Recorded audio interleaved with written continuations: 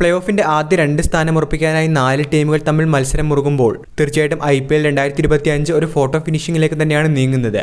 ആദ്യ 2 സ്ഥാനത്തേക്ക് ഏത് ടീമുകളായിരിക്കും എത്തുക എന്ന് ഇതുവരെയും പ്രവചിക്കാനാവാത്ത വിധം ഓരോ മത്സരഫലങ്ങളും മാറുകയാണ്. ഇന്ന് നിർണായകമായ മത്സരത്തിൽ CSK ഗുജറാത്തിനെയാണ് നേരിടുന്നത്. ഗുജറാത്ത്, പഞ്ചാബ്, RCB എന്നിങ്ങനെ ആദ്യ 3 സ്ഥാനങ്ങളിൽ നിൽക്കുന്ന ടീമുകൾ കഴിഞ്ഞ മത്സരങ്ങളിൽ തോൽവിയേറ്റു വാങ്ങിയത് മുംബൈ ഇന്ത്യൻസിന്റെ പ്രതീക്ഷകൾ ഇവിടെ ഉയർത്തിയിരിക്കുകയാണ്. ടീമിന്റെ പ്ലേയിങ് കോമ്പിനേഷനുമായി ബന്ധപ്പെട്ട് പ്ലേ ഓഫിന് മുന്നോടിയായി നിർണായകമായ ഒരു അപ്ഡേറ്റ് ആണ് ഇന്ന് വന്നിരിക്കുന്നത്. ഈ ഒരു അപ്ഡേറ്റ് ആണ് വീഡിയോയിലൂടെ നിങ്ങളുമായി പങ്കുവയ്ക്കുന്നത്.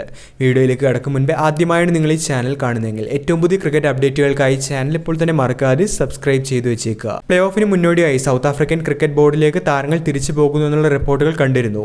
പ്രധാന ടൂർണമെന്റുകളും അതോടൊപ്പം തന്നെ ലോക ടെസ്റ്റ് ചാമ്പ്യൻഷിപ്പും വരാനിരിക്കുന്ന സാഹചര്യത്തിൽ താരങ്ങളെ പ്ലേ ഓഫിന് മുന്നോടിയായി തങ്ങൾ തിരികെ വിളിക്കുമെന്ന് നേരത്തെ തന്നെ ക്രിക്കറ്റ് സൗത്ത് ആഫ്രിക്ക വ്യക്തമാക്കിയിരുന്നു. മുംബൈ ഇന്ത്യൻസിന്റെ സൗത്ത് ആഫ്രിക്കൻ ഓപ്പണർ ബാറ്ററായ റിയാൻ റിക്കൽട്ടൺ മത്സരങ്ങൾക്കായി തിരികെ സൗത്ത് ആഫ്രിക്കയിലേക്ക് പോകുന്ന സാഹചര്യത്തിൽ പകരം ഒരു തകർപ്പൻ സബ്സ്റ്റിറ്റ്യൂട്ടിനെ തന്നെയാണ് ഇപ്പോൾ മുംബൈ ഇന്ത്യൻസ് കളത്തിലിറക്കുന്നത്. പ്ലേ ഓഫിനായി തങ്ങൾക്ക് വേണ്ടി റിക്കൽട്ടന്റെ പകരക്കാരനായി ജോണി ബെയർസ്റ്റോ ആയിരിക്കും എത്തുക എന്നുള്ളൊരു ഒഫീഷ്യൽ അപ്ഡേറ്റ് ആണ് മുംബൈ ഇന്ത്യൻസ് ഇന്ന് പങ്കുവച്ചിരിക്കുന്നത്.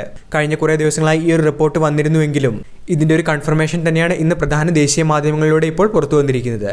മറ്റു ടീമുകൾ പ്ലേ ഓഫിന് മുന്നോടിയായി വരുന്ന പ്ലേയിങ് കോമ്പിനേഷനുമായി ബന്ധപ്പെട്ട ഏറ്റവും പുതിയ അപ്ഡേറ്റുകൾ ഇന്ന് പുറത്തു വരുമ്പോൾ തന്നെയാണ് റിപ്പോർട്ടുകളിൽ കാണുന്നത്. വീഡിയോ അവസാനിക്കുന്നു. പുതിയ ക്രിക്കറ്റ് അപ്ഡേറ്റുകൾക്കായി ചാനൽ ഇപ്പോൾ തന്നെ മറക്കാതെ സബ്സ്ക്രൈബ് ചെയ്തു വെച്ചേക്കുക.